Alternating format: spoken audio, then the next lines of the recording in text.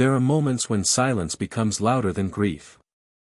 I remember standing in the hallway of that old house, hearing the clock tick like it was counting something down. No one called. No one knocked.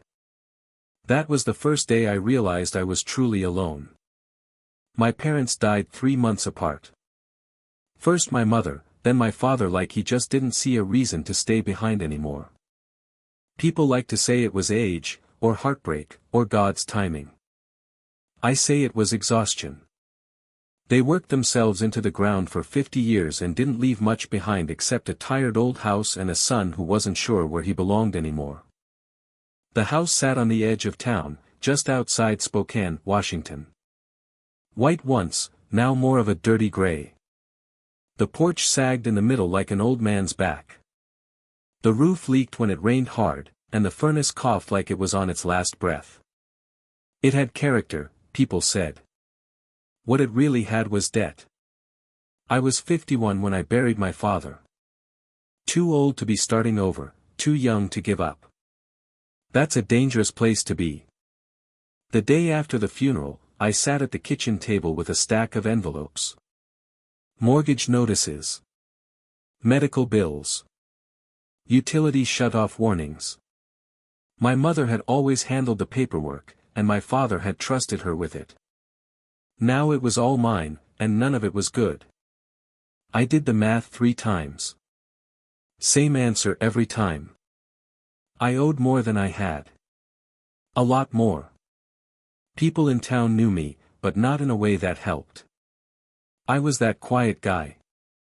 The one who worked odd jobs, fixed his own truck, didn't drink much, didn't talk much either. Folks like that make people uneasy. Silence makes people fill in blanks you never gave them. At the diner on Maple Street, conversations dropped when I walked in. Not completely, just enough to notice. I'd hear my name sometimes, said softly, like it might stain the air. Poor guy. Never really amounted to much. Lives in that old place by himself. I didn't correct anyone. Never saw the point.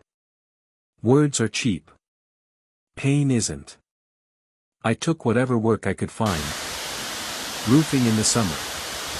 Snow removal in the winter. Fixing fences, hauling scrap, cleaning out garages for people who didn't want to deal with their own mess anymore.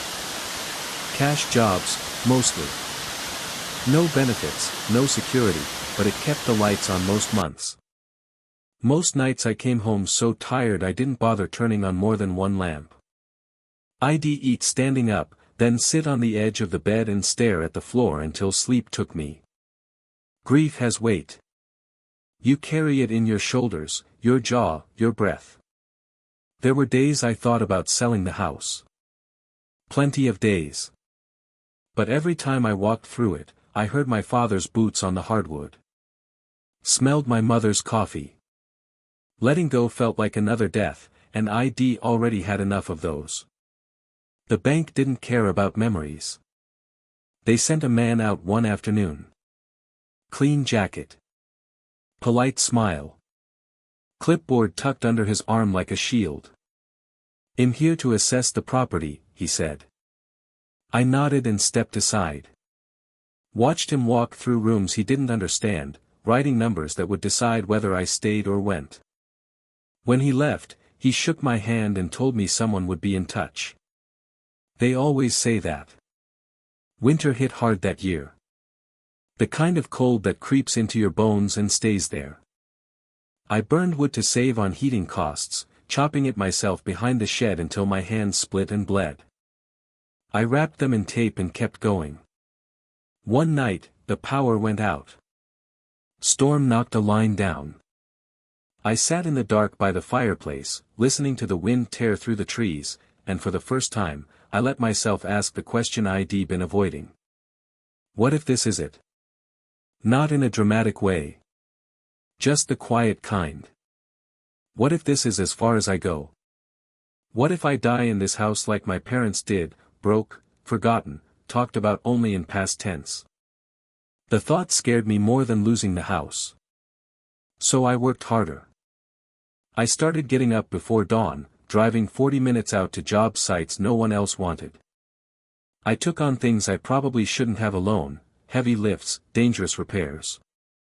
I didn't feel reckless. I felt focused. Pain has a way of sharpening you if you let it. Months passed. Then years. I paid off small debts first. Medical bills. Late fees. Collections. I negotiated. I argued. I swallowed my pride and asked for extensions. Some people helped. Most didn't. The town still saw me the same way. Same quiet guy. Same old truck. Same house that looked like it was barely standing. That was fine. What they didn't see were the notebooks I kept. Pages of numbers. Plans. Ideas scribbled late at night by lamplight. I started buying cheap, broken equipment, fixing it, selling it for a little more. Not enough to brag about. Enough to move forward. I reinvested every dollar. No vacations. No new clothes. No indulgences. I lived like a man with something to prove, even if no one was watching. Especially if no one was watching. One afternoon, a neighbor's kid, maybe 12, asked me why I worked so much. I thought about it for a second and said, because I don't want to owe anyone anything. He didn't understand. That was okay. He would someday. The first real break came quietly. No celebration. No announcement. Just a deal that worked out in my favor when I'd expected it not to. Then another. Then one that scared me because it was bigger than anything I'd handled before. I almost said no. Fear is funny like that. It shows up right when you're about to grow. I said yes. The town didn't notice the change at first. They never do. Success doesn't announce itself. It whispers, then waits to see if you're paying attention. I was. By the time anyone realized I wasn't struggling anymore, I had already learned how to live without their approval. And that, more than money, was what changed everything. The first time someone tried to help me, it didn't feel like help. It felt like a hand on the back of your neck, soft pressure, guiding you where you didn't ask to go. I remember smiling, nodding, doing the polite thing while something in me went cold. Because I'd seen that kind of smile before, right before people take what they think you want fight for. After my dad died, the town had a way of treating me like a public project. Like I was a stray dog that wandered too close to the porch, pitiful, maybe dangerous, definitely not equal. It started small. A casserole dropped off with a tight smile. A church lady patting my shoulder a little too long. "We're praying for you, Daniel," they'd say. My name isn't Daniel. That was my father's name. I'd correct them at first. "It's Luke." "Oh. Right, honey. Of course." And then they'd look embarrassed, like I'd inconvenienced them by still being alive. The real trouble showed up around the second winter, the year the pipes froze and burst in the crawl space. I woke up to the sound of water like a river inside my walls. By the time I shut the main off, the kitchen floor was buckling. It was a mess. I stood there in boots and a flannel shirt, staring at my own disaster, and I felt this old familiar heat behind my eyes, the kind that comes when you realize there's no one to call. No dad. No mom. No brother. No wife. Just me and the wreckage. I spent 2 days ripping out ruined flooring and insulation, hauling soggy debris to the dump in my truck. The dump guys didn't even charge me full price. They just gave me that look, the one that says, "Man, you're down bad." On the third day, a man named Rick Harmon showed up at my gate. Rick wasn't from my side of town originally. Had moved into a newer subdivision closer to the highway, big house, manicured lawn, 2 cars that always looked freshly washed. He dressed like a man who'd never crawled under anything in his life. Nice coat, clean boots, hands that didn't know what splinters felt like. He waved like we were old friends. "Luke. Man, I heard about your folks. Just terrible." He shook his head like he was sad on schedule. "And now this pipe thing. God's really testing you." I didn't invite him in, but he came in anyway, stepping over tools like they were toys. He looked around the torn-up kitchen. "Phew. You got your hands full." "Yeah," I said. "I'm handling it." Rick nodded like he admired me. Then he took a breath and went right into the reason he came. "Listen," he said, lowering his voice like we were sharing a secret. "Eve been talking to some folks. People are concerned. This house, it's a lot. For one man." I leaned on my shovel handle and looked at him. "Concerned," I repeated.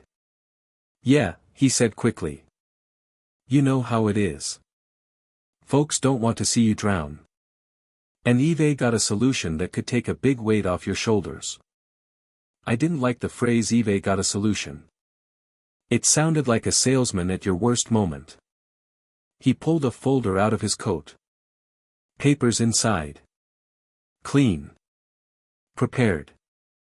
I can buy this place," he said, like he was offering me a gift. "Cash. As is. No inspections, no repairs. You'd be free. You could get a little apartment in town, start over fresh. I'm doing you a favor here, Luke." I stared at the folder.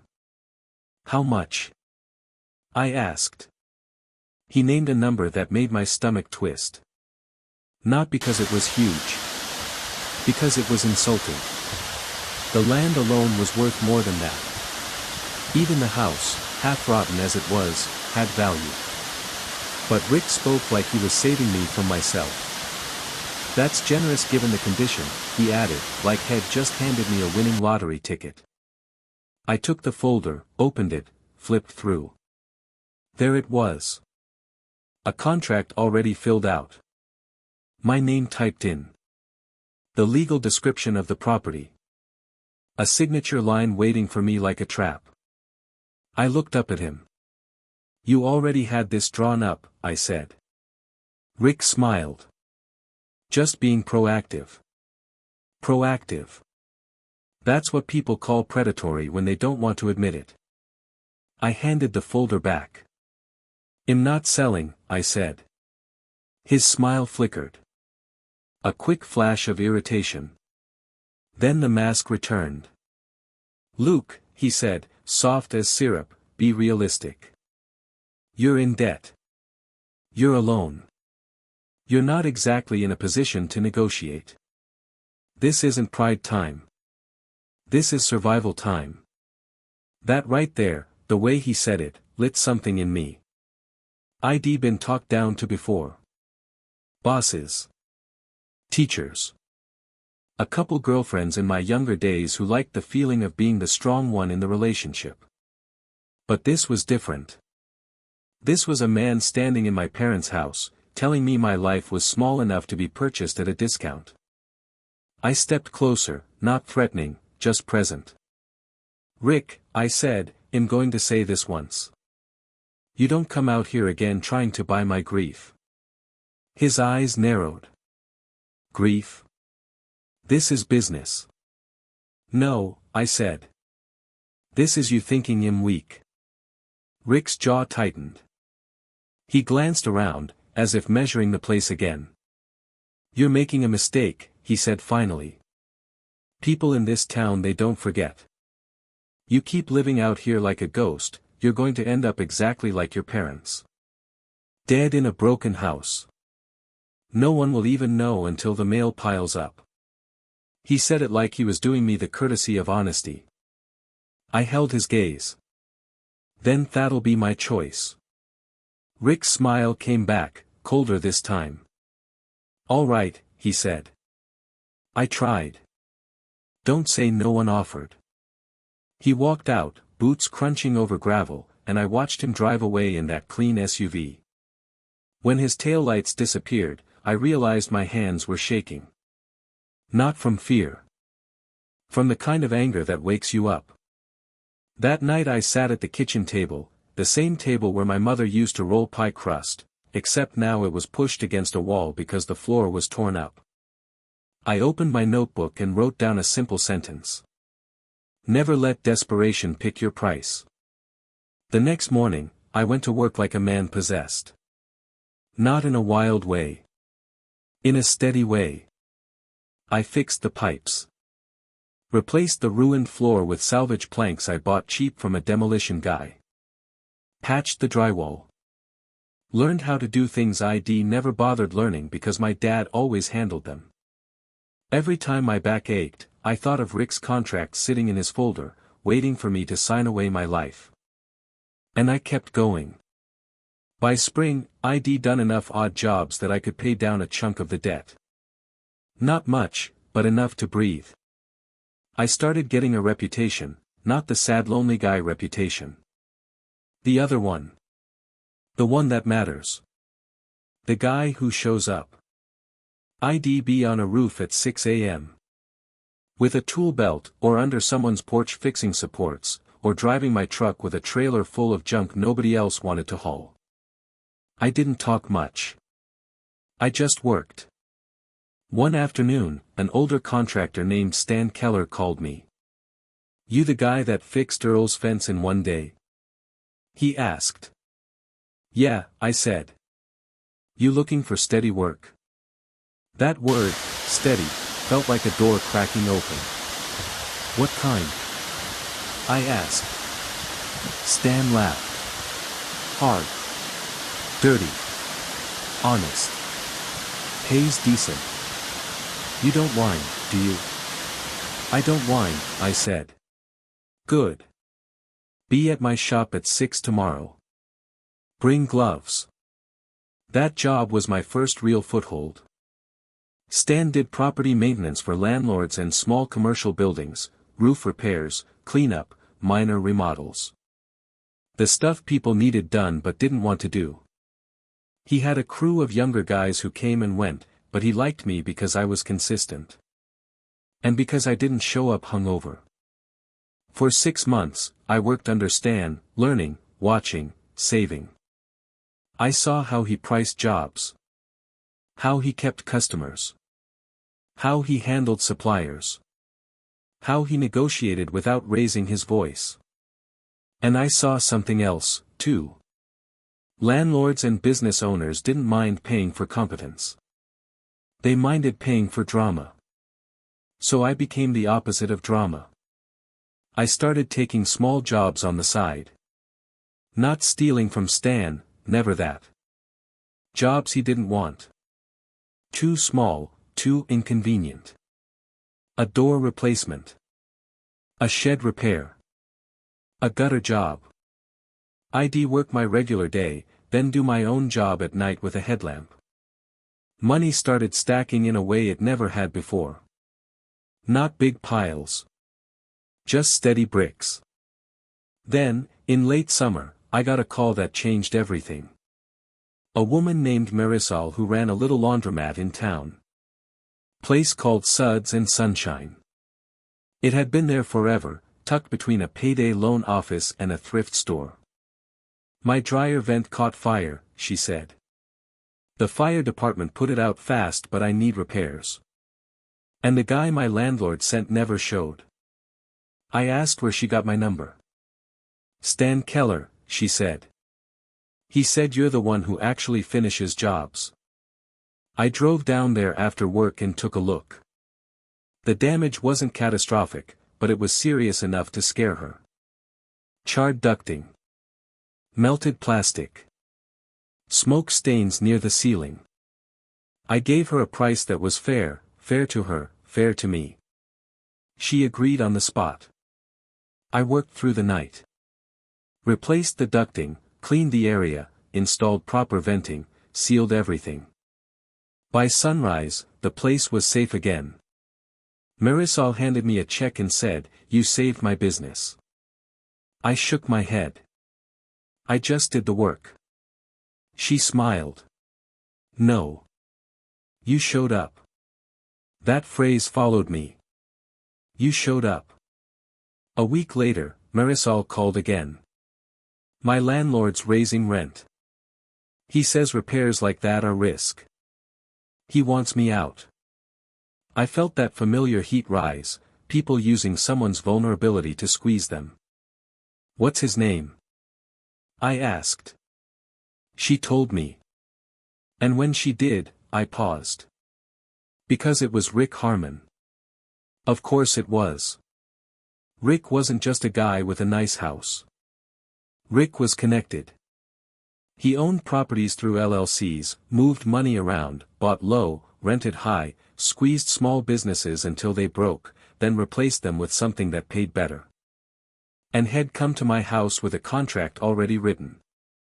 I stared at my notebook that night, flipping pages of numbers and job lists, and I felt the story of my life click into a clearer shape. Rick thought I was a man with no options. But I was becoming a man who understood leverage. I didn't have power yet. Not really. But I had something new. Direction. There's a moment when you stop reacting to life and start shaping it. It doesn't come with fireworks or applause.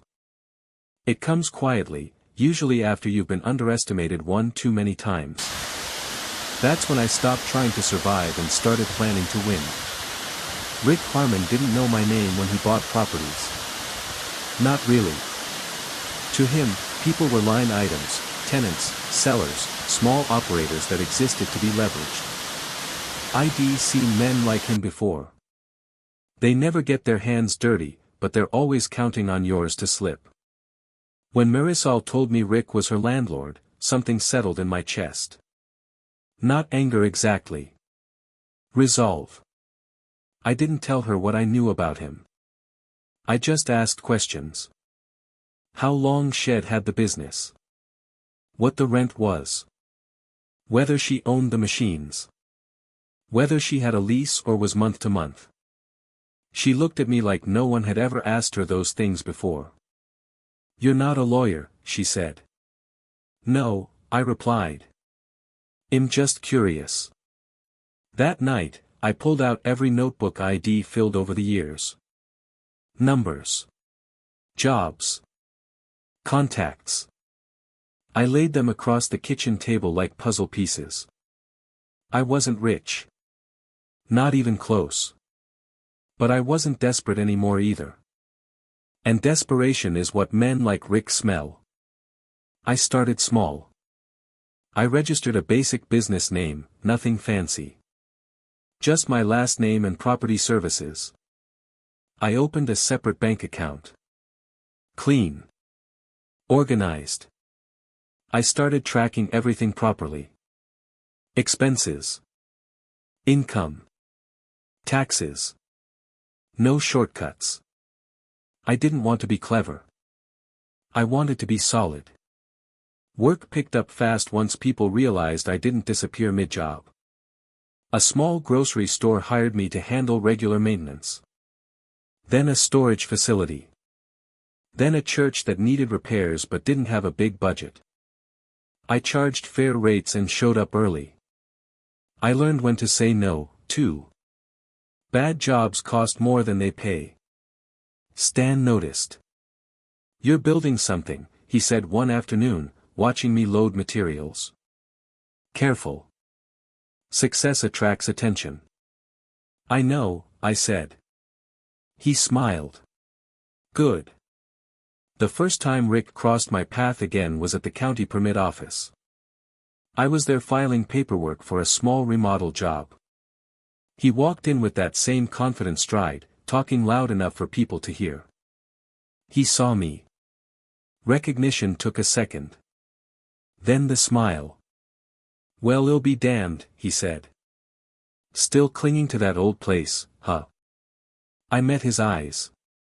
Still buying low and squeezing people out. His smile tightened.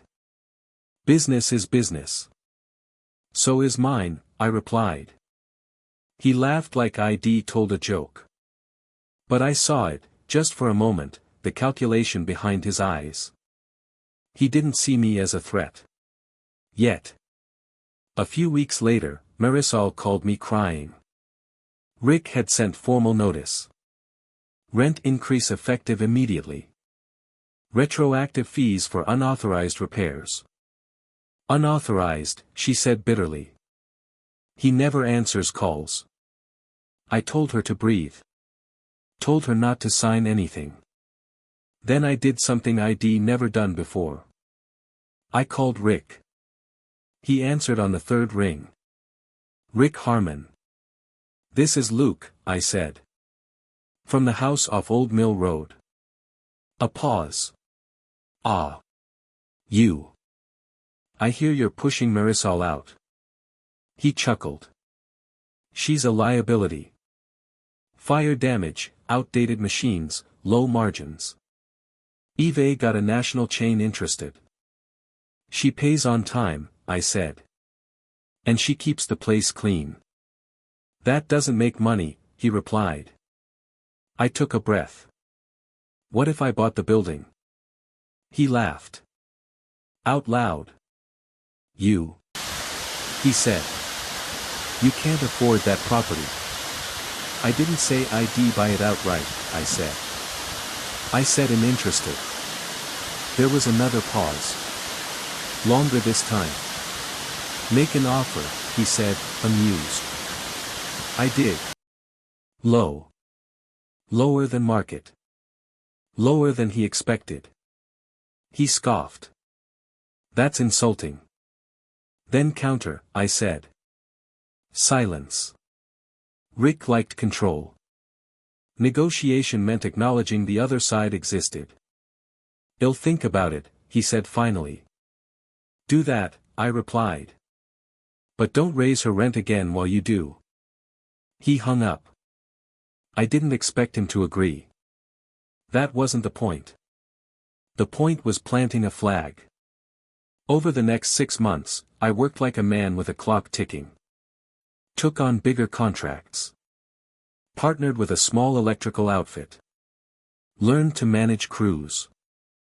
Learned to delegate without losing quality. Money accumulated faster now. Not flashy. Just consistent. I also learned something important. Banks don't lend to dreams. They lend to patterns. So I built a pattern. Then Rick called back. Your offer was bad, he said. Then make it good, I replied. He named a number. High. Aggressive. I countered. With data. Income statements. Repair estimates.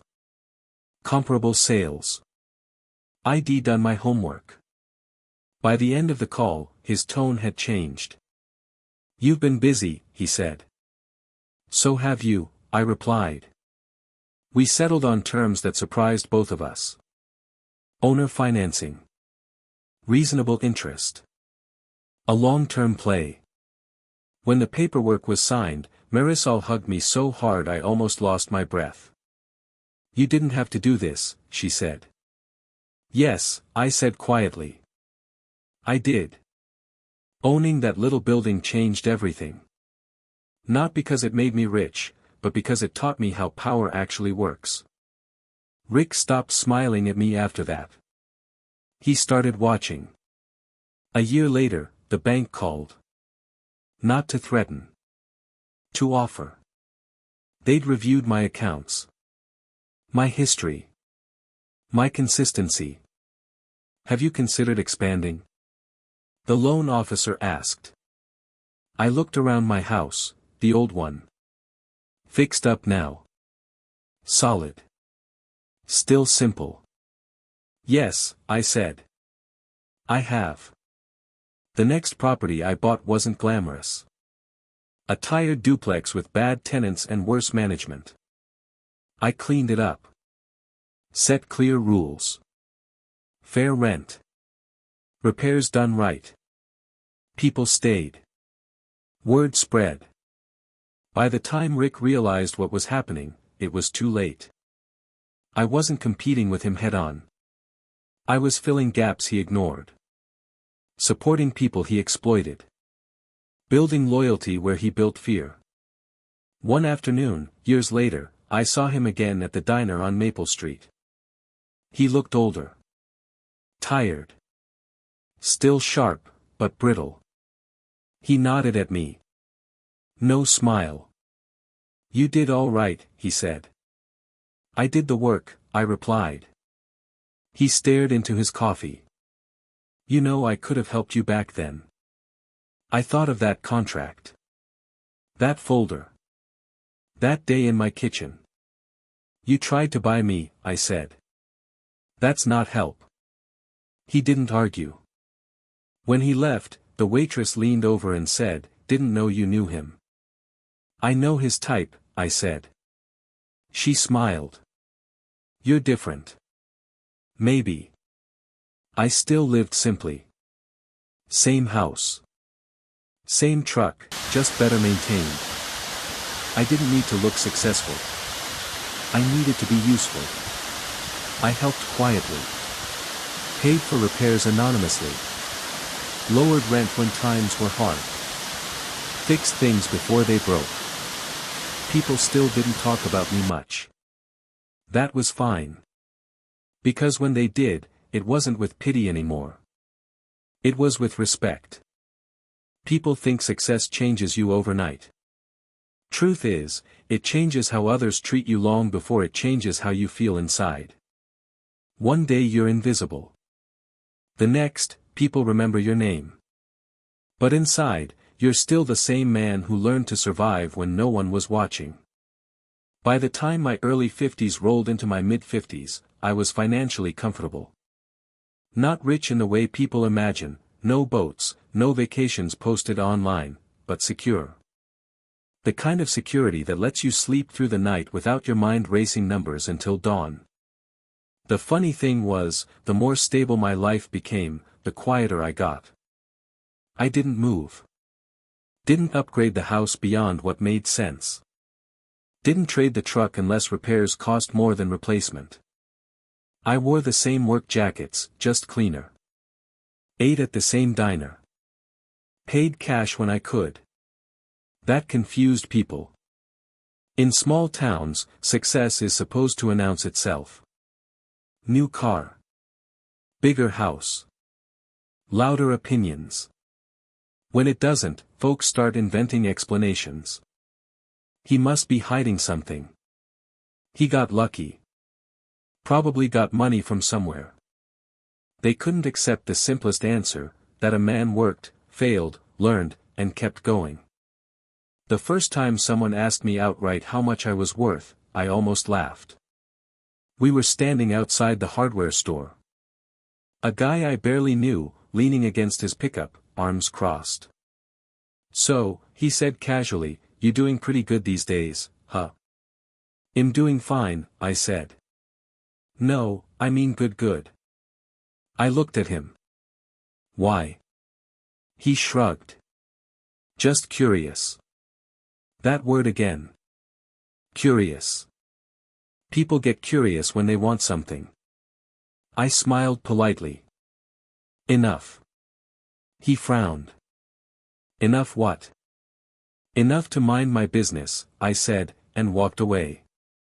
Not everyone had bad intentions. Some people just didn't know how to act around someone who changed categories in their head without changing faces. Old acquaintances started reaching out. Guys I hadn't heard from in 20 years suddenly wanted coffee. Cousins who'd never returned calls before were inviting me to barbecues.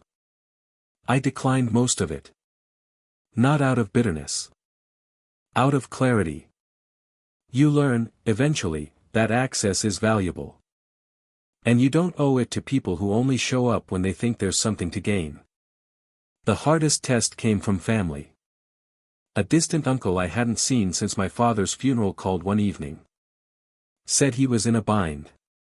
Said he needed a short-term loan. Promised to pay it back. I listened quietly, leaning against the kitchen counter. "How did you get my number?" I asked. Oh, your cousin gave it to me. Said you might be able to help. There it was. Might be able to help. Why me? I asked. Another pause. Then honesty slipped through. Well, you're doing all right, aren't you? I closed my eyes for a second. I am, I said. But I don't lend money. He scoffed. Family helps family. I thought of my parents' empty house. The debts. The silence. Family shows up before there's money, I replied. He hung up without saying goodbye. That night, I sat by the fireplace, the same one that once barely kept the house warm, and stared into the embers. Saying no used to feel cruel. Now it felt necessary. But saying no wasn't the lesson I carried forward. The lesson was discretion. I started helping quietly. A tenant whose kid got sick, rent deferred, no paperwork, no lectures. A local kid trying to start a trade apprenticeship, tools appeared in his truck one morning with no note. A single mother behind on utilities, bill paid directly, anonymously. No announcements. No praise. Because I remembered what it felt like to be on the other side of help that came with strings. And I refused to be that man. One winter, the town got hit hard. Jobs slowed. A few small businesses struggled. I saw the signs before most did: late payments, nervous conversations, repairs delayed not because they weren't needed, but because people were scared to spend. I adjusted. Lowered rents temporarily. Took losses I could absorb. Kept people afloat. Rick Harmon would have called it bad business. I called it long memory. That spring, I got sick. Not dramatically. No collapse. Just tired in a way rest didn't fix. A cough that lingered. Weight slipping without effort. I ignored it longer than I should have. Men like me tend to do that.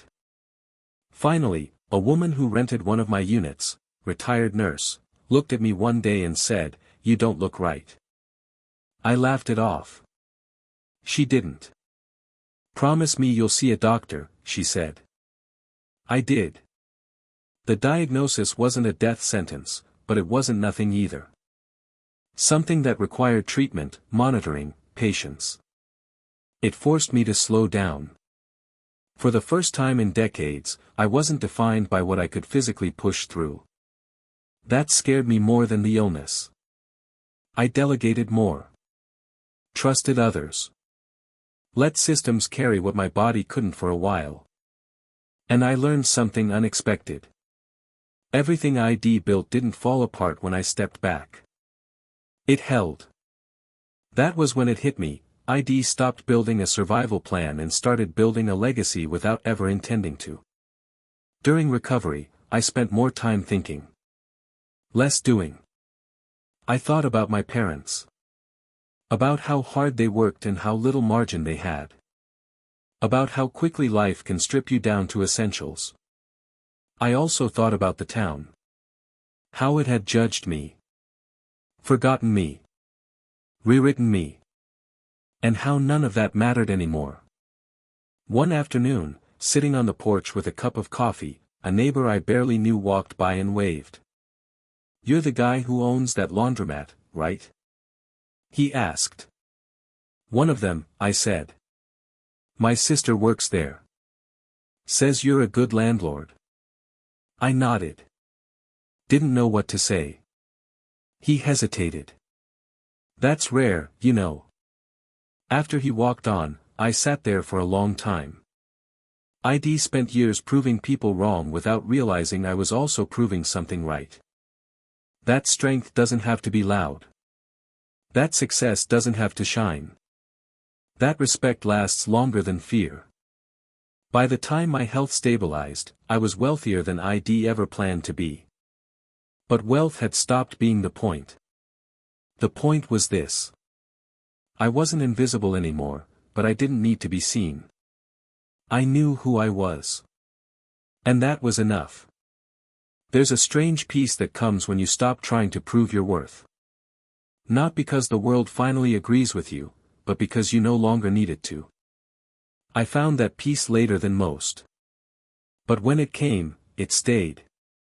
These days, the house is quiet in a different way. Not the hollow silence it once held after my parents died, the kind that echoes and reminds you what's missing, but a settled quiet. A lived-in quiet. The kind that says nothing urgent is about to happen, and that's okay. I wake up early out of habit, not necessity. Coffee on the porch, same chipped mug Eve had for years. The yard's cleaner now. The roof doesn't leak. The furnace hums like it should. I fixed what needed fixing, no more, no less. People sometimes assume that means I'm afraid to enjoy what I've earned. They're wrong. I enjoy it every day, just not in ways that photograph well. The town eventually changed its tone. It always does. New people moved in. Old ones retired or passed on. Stories shifted. I went from that poor guy in the old house to the quiet one who owns a few places. Funny thing is, I never corrected either version. Let people think what they need to think. A few years back, the diner on Maple Street changed owners. The new guy was young, ambitious, nervous. He ran into trouble fast, equipment breakdowns, staffing issues, rising costs. One morning, I saw him sitting at a booth with his head in his hands long after his coffee went cold. I asked if he was all right. He looked up, embarrassed. Just trying not to lose everything. That sentence takes you back, no matter how far you've come. I helped him, not by handing him money, but by connecting him with people, renegotiating a few things quietly, buying time. He never knew the full extent of it. He didn't need to. 6 months later, he shook my hand and said, "I don't know why you helped me." I told him the truth. Because once, no one helped me. He nodded like he understood. Maybe he did. Maybe he would someday. I never married. Life didn't bend that way for me. There were a few women over the years, good women, but timing is a powerful thing, and sometimes it just doesn't line up. I don't regret it. Loneliness teaches you how to listen to yourself. Not everyone learns that lesson. Eve got people, though. Not many. Enough. A couple tenants who've become friends. A young contractor I mentor, reminds me of myself, except he still thinks working harder is always the answer. I let him think that for now. And sometimes, late at night, I think about my parents. About how they died believing they hadn't left much behind. They were wrong. They left me a standard. A work ethic. A refusal to take shortcuts even when no one's watching. They left me the kind of pride that doesn't shout but doesn't bend either. If they could see me now, they might be surprised, not by the money, but by the calm. The debts are gone. The house is mine. The work continues, but it no longer owns me. And the town? The town still talks.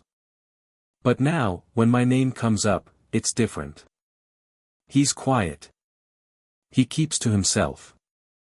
But he's solid. That last word matters. I never became flashy.